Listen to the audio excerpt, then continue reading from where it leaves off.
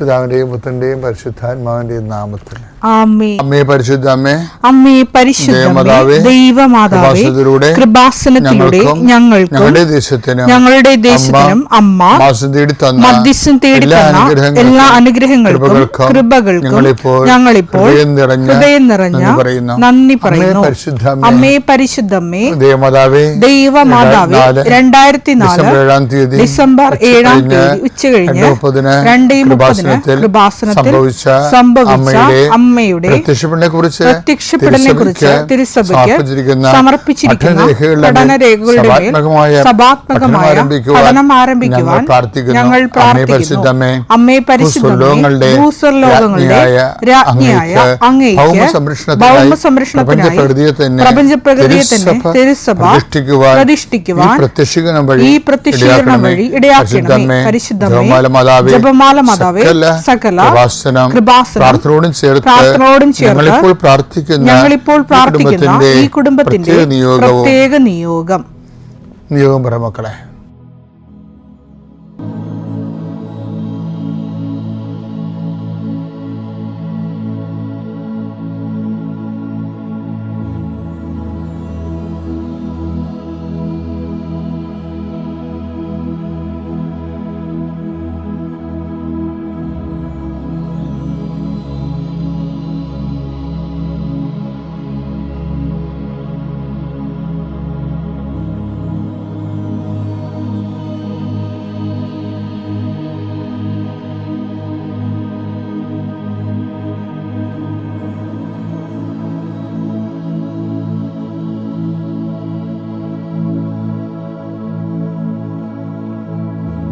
അമ്മയുടെ പ്രത്യക്ഷീകരണത്തിന്റെ ഈ അനുഗ്രഹവേളയിൽ ഞങ്ങൾക്ക് സാധിച്ചു തരുവാൻ കനിയണമേ. ആമേൻ. കർത്താവേ, നിന്റെ ഉന്നതമായ നാമത്തിന് സ്തോത്രം ചെയ്യുന്നു. കർത്താവേ, നിന്റെ വിശുദ്ധ പൗരോഹിത്യത്തെ മഹത്വപ്പെടുത്തണമേ. കർത്താവേ, സഭയിലുള്ള സാന്നിധ്യം പ്രകടമാക്കണം. 40 വർഷം അടിയനർപ്പിച്ച കൃപാന്റെ ബലത്തിൽ ഇന്ന് അങ്ങയുടെ മക്കളെ പ്രാർത്ഥന കൂടുന്ന എല്ലാ മക്കൾക്ക് വേണ്ടി പ്രാർത്ഥിക്കുകയാണ്. കർത്താവെ, മനസ്സ് വേദനിക്കുന്ന എല്ലാ വിഷയങ്ങളും, അവരുടെ മനസ്സ് വേദനിപ്പിക്കുന്ന എല്ലാ വ്യക്തികളും ഇപ്പോഴും ഈശോയുടെ നാമം നിർവീര്യമാകട്ടെ. കർത്താവെ, മനസ്സ് വിഷമിപ്പിക്കുന്ന സാഹചര്യങ്ങൾ, ചെയ്തെടുക്കേണ്ട ഉത്തരവാദിത്തങ്ങൾ, മറ്റുള്ളവർ നമ്മളെ പഴി പറയാൻ സാധ്യതയുള്ള എല്ലാ വിഷയത്തിൻ്റെ മേലും കർത്താവിൻ്റെ കരുണ ചൊരിയുകയും നിങ്ങളെ കർത്താവ് ഇന്ന് നിലനിർത്തി തരികയും ചെയ്യട്ടെ. നിങ്ങൾ പോകുന്ന വഴികൾ, കണ്ടുമുട്ടുന്ന വ്യക്തികൾ, ചെയ്യുന്ന കാര്യങ്ങൾ, യാത്ര ചെയ്യുന്ന വാഹനങ്ങൾ, ഒപ്പിടുന്ന പേപ്പറുകൾ, കൈമാറുന്ന രേഖകൾ, കഴിക്കുന്ന മരുന്ന് എല്ലാം മാതാവിൻ്റെ മധ്യസ്ഥത്തിലെ യേശുനാമത്തിൽ അനുഗ്രഹിക്കപ്പെടുകയും നീ ദൈവത്തെ അനുഭവിക്കാൻ ഇന്ന് നിന്നെ സഹായിക്കുകയും ചെയ്യട്ടെ. നിത്യം പിതാവും പുത്രനും പരിശുദ്ധാത്മാവിനെ നീക്കുവാണ്. വിശ്വാസ പ്രമാണം. സർവശക്തനായ പിതാവും ആകാശത്തിന്റെയും ഭൂമിയുടെയും സൃഷ്ടാവുമായ ദൈവത്തിൽ ഞാൻ വിശ്വസിക്കുന്നു. അവിടുത്തെ ഏകപുത്രനും ഞങ്ങളുടെ കർത്താവുമായ ഈശോ മിശിഹായിലും ഞാൻ വിശ്വസിക്കുന്നു. ഈ പുത്രൻ പരിശുദ്ധാത്മാവിനാൽ ഗർഭസ്ഥനായി കന്യകാമറിയത്തിൽ നിന്ന് പിറന്ന് പൊന്തിയോസ് പീലാത്തോസിന്റെ കാലത്ത് പീഡകൾ സഹിച്ച് കുരിശിൽ തറയ്ക്കപ്പെട്ട് മരിച്ച് അടക്കപ്പെട്ട് പാതാളങ്ങളിൽ ഇറങ്ങി മരിച്ചവരുടെ ഇടയിൽ നിന്ന് 3-ാം നാൾ ഉയർത്ത് സ്വർഗത്തിലേക്ക് എഴുന്നള്ളി സർവശക്തിയുള്ള പിതാവായ ദൈവത്തിന്റെ വലതുഭാഗത്തിരിക്കുന്നു. അവിടെ നിന്ന് ജീവിക്കുന്നവരെയും മരിച്ചവരെയും വിധിക്കുവാൻ വരുമെന്നും ഞാൻ വിശ്വസിക്കുന്നു. പരിശുദ്ധാത്മാവിലും ഞാൻ വിശ്വസിക്കുന്നു. വിശുദ്ധ കത്തോലിക്കാ സഭയിലും പുണ്യവാന്മാരുടെ ഐക്യത്തിലും പാപങ്ങളുടെ മോചനത്തിലും ശരീരത്തിന്റെ ഉയർപ്പിലും നിത്യമായ ജീവിതത്തിലും ഞാൻ വിശ്വസിക്കുന്നു. ആമേൻ. സുഖസ്ഥനായ ഞങ്ങളുടെ പിതാവേ, അങ്ങയുടെ നാമം പൂജിതമാകണമേ. അങ്ങയുടെ രാജ്യം വരണമേ. അങ്ങയുടെ തിരുമനസ് സ്വർഗത്തിലെ പോലെ ഭൂമിയിലും ആകണമേ. അന്നു വേണ്ടുന്ന ആഹാരം ഇന്ന് ഞങ്ങൾക്ക് തരണമേ. ഞങ്ങളോട് തെറ്റ് ചെയ്യുന്നവരോട് ഞങ്ങൾ ക്ഷമിക്കുന്നത് പോലെ ഞങ്ങളുടെ തെറ്റുകൾ ഞങ്ങളോടും ക്ഷമിക്കണമേ. ഞങ്ങളെ പ്രലോഭനത്തിൽ ഉൾപ്പെടുത്തരുതേ, തിന്മയിൽ ഞങ്ങൾ രക്ഷിക്കണമേ. ആമേൻ. നന്മ നിറഞ്ഞ മറിയമേ, സ്വസ്തി. കർത്താവ് അങ്ങയുടെ കൂടെ സ്ത്രീകളിൽ അങ്ങ് അനുഗ്രഹിക്കപ്പെട്ടവളാകുന്നു. അങ്ങയുടെ ഉദരത്തിൻ ഫലമായി ഈശോ അനുഗ്രഹിക്കപ്പെട്ടവനാകുന്നു. പരിശുദ്ധ മറിയമേ, തമ്പുരാന്റെ അമ്മേ, പാപികളായ ഞങ്ങൾക്ക് വേണ്ടി ഇപ്പോഴും ഞങ്ങളുടെ മരണസമയത്തും തമ്പുരാനോട് അപേക്ഷിക്കണമേ. ആമേൻ. നമ്മുടെ ആധ്യാത്മിക ജീവിതം ബലവത്താകണമെങ്കിൽ ദൈവം നമ്മളെ എങ്ങനെ നിരീക്ഷിക്കുന്നുവെന്ന് പഠിച്ചു വെക്കണം നല്ലതാണ്. ഇപ്പം ഞാൻ ഇന്ന് നാളെ മറ്റന്നാൾ ഇതിൻ്റെ ഓരോ ഘടകങ്ങൾ പറയാം. ഇപ്പോൾ ഉദാഹരണത്തിന് ദൈവം ചോദിക്കണില്ലേ, അതായത് നീ എന്താണ് ചെയ്തത്? ഇപ്പം ചെയ്തു പോയ കാര്യങ്ങളാണ്. രണ്ടാമതൊരു ചോദ്യം ദൈവം ചോദിക്കും, നീ എന്ത് ചെയ്യുന്നു? അപ്പം ചെയ്തുകൊണ്ടിരിക്കുന്ന കാര്യങ്ങളാണ്. മൂന്നാമത്തത്, നീ ചെയ്യാനിരിക്കുന്നത് ഭാവിയിലെ. അപ്പം ഈ ദൈവം നമ്മളെ നിരീക്ഷിക്കണ ഒരു വിഷയമുണ്ട്. ഞാൻ ആദ്യ ദിവസം പറയാം. ഉദാഹരണത്തിന് 33:13 എടുത്തേ. ദൈവമായ കർത്താവ് സ്ത്രീയോട് ചോദിച്ചു, നീ എന്താണ് ഈ ചെയ്തത്? ഇനി ഇത് ഹവ്വായോട് ചോദിക്കുന്ന ചോദ്യമാണ്. ഇനി ദൈവം കായേനോട് ചോദിക്കും. 34:10. എന്നാൽ കർത്താവ് പറഞ്ഞു, നീ എന്താണ് ചെയ്തത്? അപ്പൊ കായേൻ ആബേലിനെ കൊന്നല്ലോ. അപ്പൊ അതിന് കർത്താവ് ചോദിച്ചത്, ആ കൊല കഴിഞ്ഞതിന് ശേഷം കർത്താവ് ചോദിച്ചതാണ്, നീ എന്താണ് ചെയ്തത്? ഇപ്പൊ ഹവ്വ വിലക്കപ്പെട്ട കനി ഭക്ഷിച്ചു, കർത്താവിൻ്റെ കൽപ്പനക്കെതിരെ പ്രവർത്തിച്ചു കഴിഞ്ഞപ്പോൾ അവളോട് ചോദിച്ചത്, നീ എന്താണ് ചെയ്തത്? അപ്പം നമ്മുടെ ജീവിതത്തിൽ എപ്പോഴും അതുകൊണ്ടാണ് ഈ അനുതാപത്തിന് പ്രസക്തി വരണത്. ദൈവം ചോദിക്കുന്ന ഒരു ചോദ്യമാണിത്, നീ എന്താണ് ചെയ്തത്? എന്നുവെച്ചാൽ നിന്റെ കഴിഞ്ഞ കാലം എങ്ങനെയായിരുന്നു? അതിനെപ്പോഴും നമ്മൾ മറുപടി കൊടുക്കാൻ തയ്യാറായിരിക്കണം. അതിൻ്റെ മറുപടി ദൈവത്തിന് പറ്റുന്നൊരു മറുപടിയാണ് കൊടുക്കേണ്ടത്. കായേന് പറ്റിയ, ഹവായ്ക്കും പറ്റിയ ഒരു വിഷയം ദൈവത്തിന് പറ്റിയ മറുപടിയല്ല അവർ കൊടുത്തത്. അതായത് ഹവ്വായോടും അതുപോലെ തന്നെ കായനോടും ദൈവം കഴിഞ്ഞ കാലത്തെക്കുറിച്ച് ചോദിച്ചവരോട്, നിങ്ങൾ എന്താണ് ചെയ്തതെന്ന്. പക്ഷേ ഒരു പ്രശ്നമുള്ളതേ, നമ്മൾ കഴിഞ്ഞ കാലത്തെക്കുറിച്ച് ചോദിക്കുമ്പോൾ ഇവരുടെ രണ്ടുപേരുടെ ഉത്തരം ദൈവത്തിന് സ്വീകാര്യമല്ലായിരുന്നു. ദൈവം പ്രതീക്ഷിച്ച ഉത്തരമല്ല അവർ പറഞ്ഞത്. അതാണ് അവർ ശിക്ഷയിൽ നിന്ന് വലിയ ഇളവ് ലഭിക്കാതിരുന്നതിൻ്റെ കാരണം. എന്താ അവളുടെ ഉത്തരം? എന്താ? അവൾ പറഞ്ഞു സർപ്പം എന്നെ വഞ്ചിച്ചു. അതാണ് അവർ ചെയ്ത കാര്യങ്ങൾ മറ്റവരുടെ കഴുത്തെ കെട്ടിവെച്ച്. ഇത് ദൈവം ഒരിക്കലും അക്സെപ്റ്റ് ചെയ്യത്തില്ല. ഭർത്താവ് പറഞ്ഞതുകൊണ്ടാണ് ഞാൻ അങ്ങനെ ചെയ്തത്, കുഞ്ഞിനെ നീ അബോർട്ട് ചെയ്യുമെന്ന് വിചാരിച്ചു.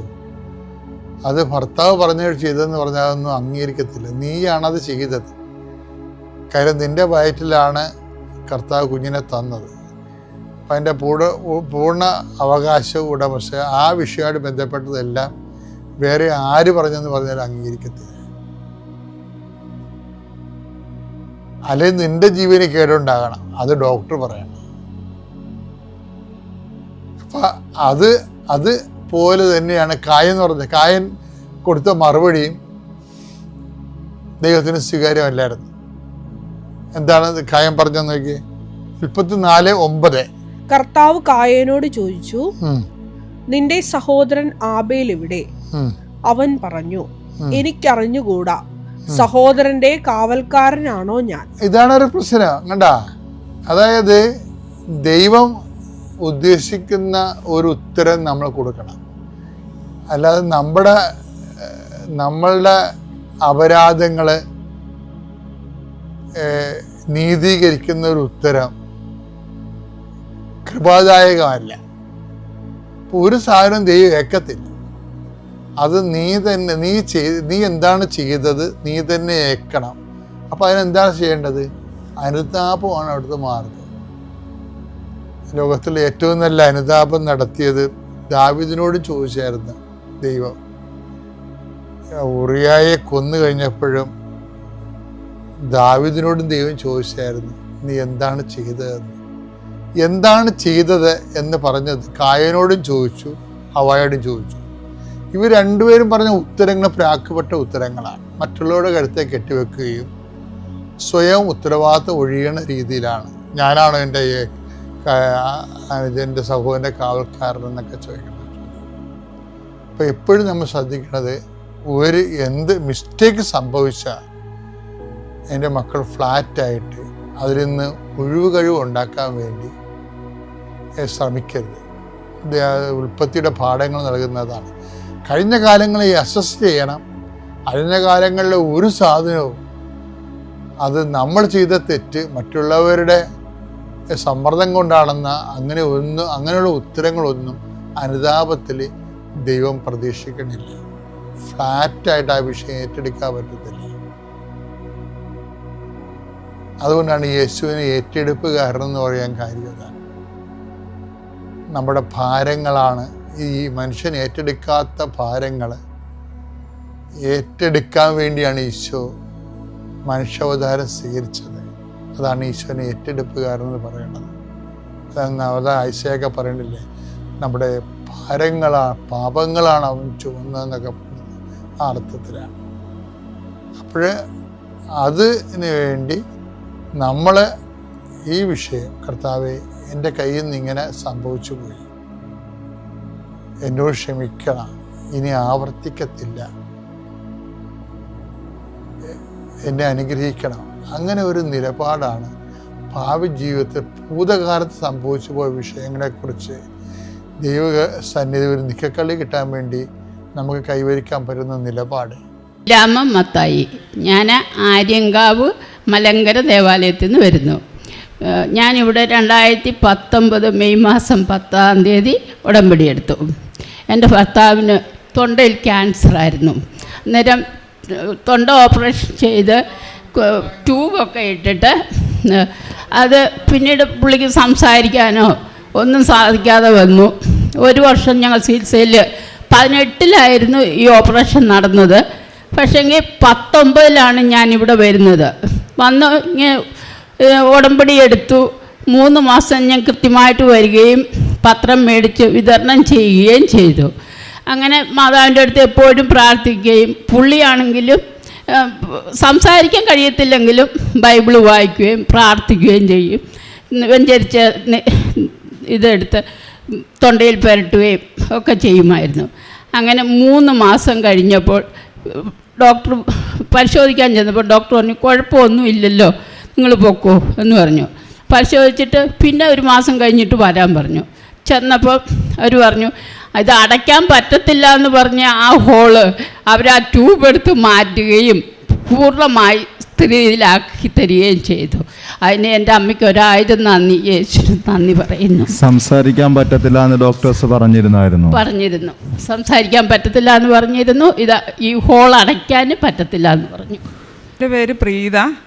ഞാൻ എറണാകുളം ജില്ലയിൽ കൂത്താട്ടോളം മാറിയെന്ന് പറഞ്ഞ സ്ഥലത്തു നിന്നാണ് വരുന്നത്. അപ്പം എനിക്ക് ആദ്യം തന്നെ ഞാൻ പറയട്ടെ, ഞാനൊരു ഹിന്ദു മതവിശ്വാസിയാണ്. എനിക്ക് വയറിൽ വേദനയായിരുന്നു. എല്ലാ മാസവും പീരീഡിൻ്റെ സമയത്ത് അതിശക്തമായ വേദന കൊണ്ട് ബുദ്ധിമുട്ടിയിരിക്കുന്ന സമയത്ത് ഞാൻ കൂത്താട്ടണം ദേവമാതാ ഹോസ്പിറ്റലിൽ പോയി സ്കാൻ ചെയ്യേണ്ടി വന്നു. ചെയ്തു നോക്കിയപ്പം ഓവറിക്കകത്തും യൂട്രസിലൊക്കെ മുഴയുണ്ട്, പെട്ടെന്ന് സർജറി ചെയ്യേണ്ട ഒരു അവസ്ഥയാണെന്ന് പറഞ്ഞു ഡോക്ടർ. അപ്പോൾ എൻ്റെ ബ്ലഡും പരിശോധിച്ചു. അതിൻ്റെ അകത്ത് ഇത് കൂടുതലാണ്, ക്യാൻസർ സെല്ലിൻ്റെ ഒക്കെ ഇത് കൂടുതലാണെന്ന് ഡോക്ടർ പറഞ്ഞു. അപ്പം ഞാൻ അവിടെ ചെയ്യുന്നില്ല എന്ന് തീരുമാനിച്ചിട്ട് കാരിത്താസിൽ ചെയ്യാമെന്ന് അവിടുത്തെ റിസൾട്ടുമായിട്ട് കാരിത്താസ് ഹോസ്പിറ്റലിൽ പോയി ചെക്കപ്പിന് പോയി അവിടെ ചെന്ന് ചെയ്യാമെന്ന് ഓർത്തുകൊണ്ട് പോയായിരുന്നു. അതിനിടയ്ക്ക് ഞാൻ എൻ്റെ വീടിനടുത്തുള്ള ലിസ് ചേച്ചി എന്ന് പറഞ്ഞൊരു ചേച്ചിയുണ്ട്. ആ ചേച്ചിയോട് ഞാൻ പറഞ്ഞു, ചേച്ചി എനിക്ക് ഇങ്ങനെ ഒരു കംപ്ലയിൻ്റൊക്കെയാണ് ഡോക്ടർമാർ പറഞ്ഞതെന്ന് പറഞ്ഞു. അപ്പോൾ ആ ചേച്ചി എനിക്ക് പറഞ്ഞു, ഞാൻ ഇത് വിശ്വാസത്തൈലം തൈലം തന്നു, ഉപ്പ് പിന്നെ തേന്, അങ്ങനെ 3 കൂട്ടം തരണം. അത് പ്രാർത്ഥനയോട് കൂടി അത് ഉപയോഗിക്കാൻ പറഞ്ഞു. ഞാൻ എന്തായാലും അത് പ്രാർത്ഥനയോട് കൂടി ഉപയോഗിച്ചു.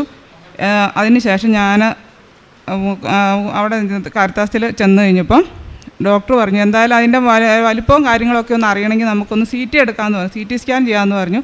CT സ്കാൻ ചെയ്യേണ്ടി വന്നു.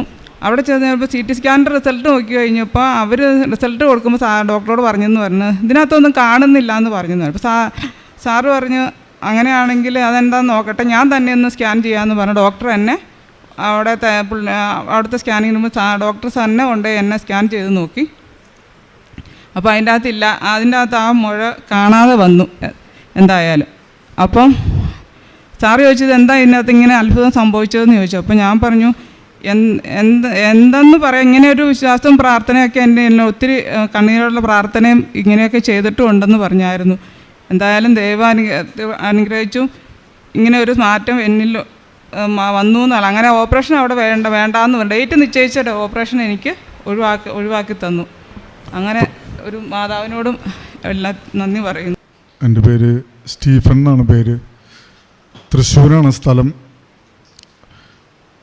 ഞാൻ 2022 ഫെബ്രുവരി 8-ാം തീയതിയാണ് ഇവിടെ വന്ന് ഉടമ്പടി എടുക്കാൻ എനിക്ക് അവസരം കിട്ടിയത്. അത് അവസരം കിട്ടിയതെന്ന് പറഞ്ഞാൽ തൃശ്ശൂർ ഞങ്ങളൊരു ട്രാവൽസിൻ്റെ വണ്ടികൾ, ടാക്സി സർവീസ് വണ്ടികൾ, വലിയ വണ്ടികളൊക്കെയാണ്. നല്ല രീതിയിൽ ബിസിനസ് നടന്നു പോകുന്ന സമയമായിരുന്നു 2020 ലോക്ക്ഡൗൺ വരെ. ലോക്ക്ഡൗണിൽ എല്ലാം തലകുത്തി മറിഞ്ഞതുപോലെ നമ്മളുടെ ബിസിനസ്സും തലകുത്തി മറിഞ്ഞു, എല്ലാം നഷ്ടപ്പെട്ടു. ഒന്നുമില്ലാത്തൊരവസ്ഥ, കടങ്ങൾ മാത്രം, ബാങ്കുകാരുടെ വിളി, കടക്കാരുടെ വിളി, വീട്ടിലിരിക്കാൻ പറ്റില്ല. അവസാനം വീട് വിട്ട് ഞങ്ങൾ ഒരു വാടക വീട് എടുത്ത് അവിടെ ജീവിച്ചു. തീരെ പറ്റാത്ത അവസ്ഥ വന്നപ്പോൾ അന്നത്തെ ദിവസം ഞാനും ഭാര്യയും മോളും ഇരുന്ന് ആത്മഹത്യയെക്കുറിച്ച് ചർച്ച ചെയ്തു. പക്ഷെ അന്ന് വൈകുന്നേരം അവിടെ തൃശ്ശൂർ പുത്തമ്പള്ളിയിൽ പോകാനിടയായി. അവിടെ നിന്നാണ് നമുക്ക് നമ്മുടെ കൃപാസനത്തിൽ പത്രം ലഭിച്ചത്. അന്ന് ഞാൻ പിറ്റേ ദിവസം രാവിലെ ഇവിടെ വിളിച്ചു, ഒരു സിസ്റ്ററുമായി സംസാരിച്ചു. അതിൻ്റെ പിറ്റേ ദിവസം ഇവിടെ വന്ന് ഉടമ്പടി എടുത്തു. മാതാവിൻ്റെ കൃപ. അന്ന് നമ്മൾ വീട് വിൽക്കാൻ വേണ്ടി ഒരു പ്രപ്പോസൽ വെച്ചിട്ടുണ്ടായിരുന്നു. അവർക്ക് ലോൺ പാസ്സാവേണ്ടെന്നൊക്കെ ആയിരുന്നു. അദ്ദേഹത്തിന് അന്ന് തന്നെ ഞങ്ങൾ അവിടെ എത്തുമ്പോൾ തന്നെ അവരുടെ ലോൺ പാസ്സായി.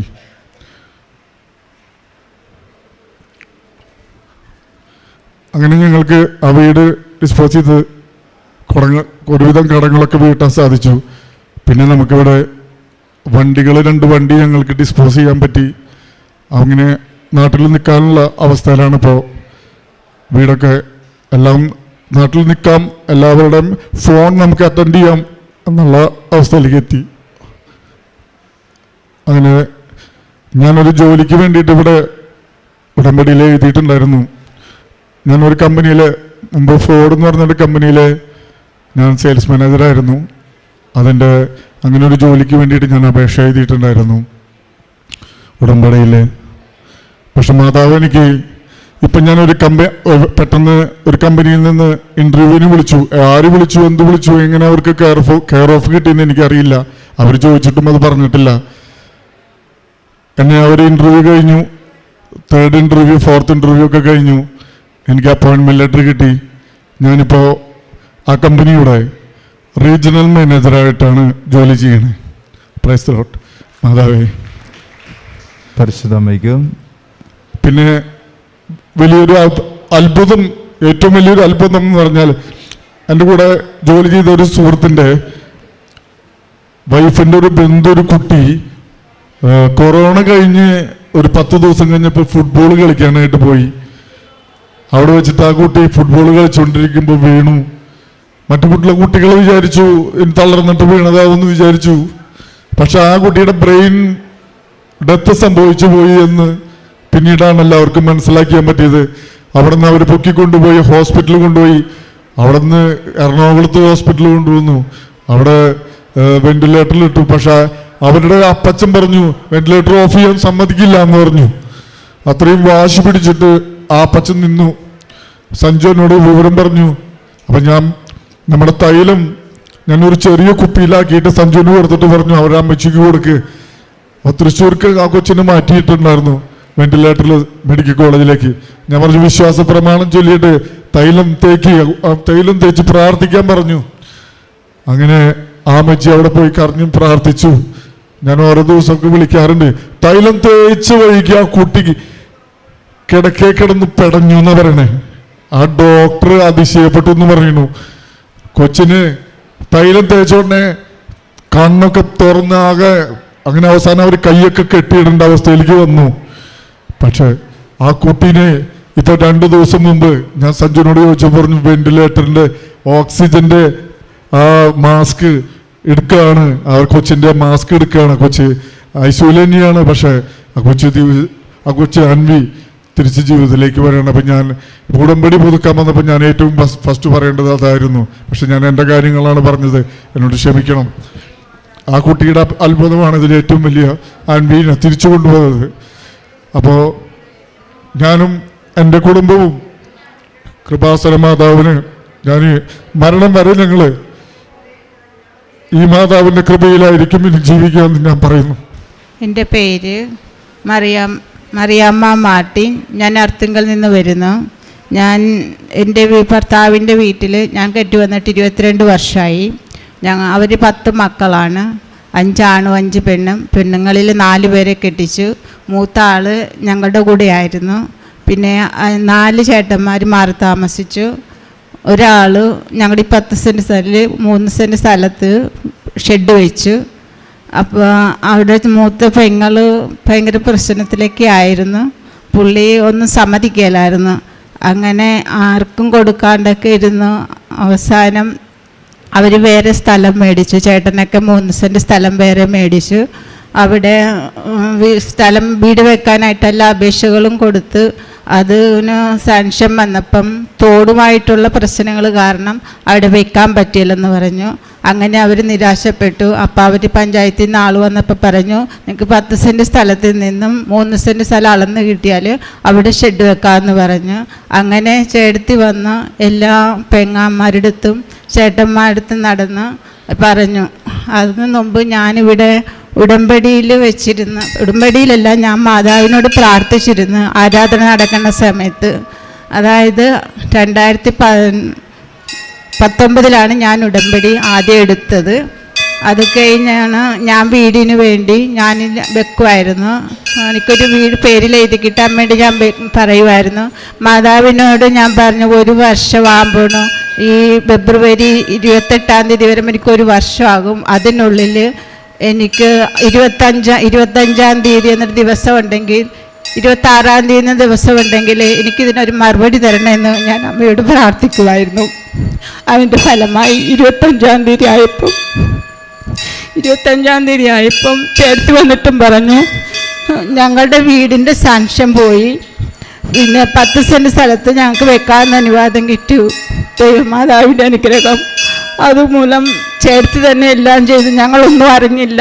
ഞങ്ങൾക്ക് എല്ലാം ശരിയായി തന്നു. ഞങ്ങളും പൈസ കൊടുത്തു. അവർക്ക് 3 സെൻറ്റ് സ്ഥലവും കൊടുത്തി. ഞങ്ങൾക്ക് 7 സെൻറ്റ് സ്ഥലവും കിട്ടി. അതിനിടയ്ക്ക് ഇവിടെ സാക്ഷ്യം വരാൻ വന്നപ്പോൾ ഇവിടെ ഇങ്ങോട്ട് കയറാൻ പറ്റില്ല, കോവിഡായിപ്പോയി. പിന്നെ ഇടയ്ക്ക് ഞാൻ വന്നു ഇവിടെ ഒന്ന് പുതുക്കി. അപ്പോൾ സാക്ഷ്യം എഴുതി കൊടുക്കണമെന്ന് പറഞ്ഞിരുന്നു. വൈകിപ്പോയി. പിന്നെ വന്നപ്പോഴത്തേക്ക് ഇവിടെ കോവിഡായപ്പോൾ അടച്ചിട്ടിരുന്നു. അങ്ങനെ ഞാൻ പോയി. പെങ്ങൾ മരിച്ചു. മരിച്ചു 1 വർഷമായില്ല. നമ്മുടെ അലക്സാണ്ടർ അച്ഛൻ അർത്തിങ്കലിരിക്കുമ്പോഴാണ് പെങ്ങൾക്ക് ഒടുക്കത്തെ പുഷ്പ കൊടുത്തു. പിറ്റേ ദിവസം മരിക്കുകയും ചെയ്തു. അതുകൊണ്ട് എല്ലാ കാര്യവും ഭംഗിയായിട്ട് നടത്തി തന്നു. അമ്മ മാതാവിനും ഈശോയ്ക്കും കോടാനക്കോടി നന്ദി. Praise the Lord. ഞങ്ങൾ പായിപ്പാട് ചങ്ങനാശ്ശേരിയിൽ നിന്നും വരുന്നു. എൻ്റെ പേര് നീന, ഹസ്ബൻഡിൻ്റെ പേര് ബിനോയ്. 10 വർഷം കഴിഞ്ഞ് ഞങ്ങളുടെ വിവാഹം കഴിഞ്ഞിട്ട് ആദ്യത്തെ വർഷം ഞങ്ങൾ 2 പ്രാവശ്യം പ്രഗ്നൻ്റായി. അബോർഷനായിപ്പോയി. പിന്നീട് 8 വർഷക്കാലം ഞങ്ങൾ ഒരുപാട് ചികിത്സ ചെയ്തു, പല ആശുപത്രികളിൽ കയറി ഇറങ്ങി. പക്ഷേ ഞങ്ങൾക്ക് കുഞ്ഞിനെ ലഭിച്ചില്ല. അവസാനം ഞങ്ങൾ 2020 ഞങ്ങളൊരു തീരുമാനമെടുത്തു, ഇനി ഞങ്ങൾ പൈസ ചികിത്സയ്ക്ക് വേണ്ടി ഇനി 1 രൂപ കളയത്തില്ല, അമ്മ മാതാവ് ഞങ്ങൾക്ക് തരുവാണെങ്കിൽ തന്നാൽ മതി കുഞ്ഞിനെ. അങ്ങനെ ഞങ്ങൾ തീരുമാനമെടുത്തു. 2020 ഫെബ്രുവരി മാസത്തിൽ ഞങ്ങളിവിടെ വരികയും എൻ്റെ അമ്മയായിട്ട് ഞങ്ങളിവിടെ വരികയും അമ്മ ഞങ്ങൾക്ക് വേണ്ടി ഉടമ്പടി എടുക്കുകയും ചെയ്തു. അതിനുശേഷം ഞങ്ങൾ സൗദി അറേബ്യയിലേക്ക് തിരിച്ചുപോയി. ഞങ്ങൾ നിരന്തരം മാതാവിൻ്റെ ഉടമ്പടി പ്രാർത്ഥന ചൊല്ലുകയും അവിടെ വെച്ച് ഞാൻ ക്യാൻഡിൽ ലൈറ്റ് പ്രെയർ എടുത്ത് പ്രാർത്ഥിക്കുകയും ചെയ്തു.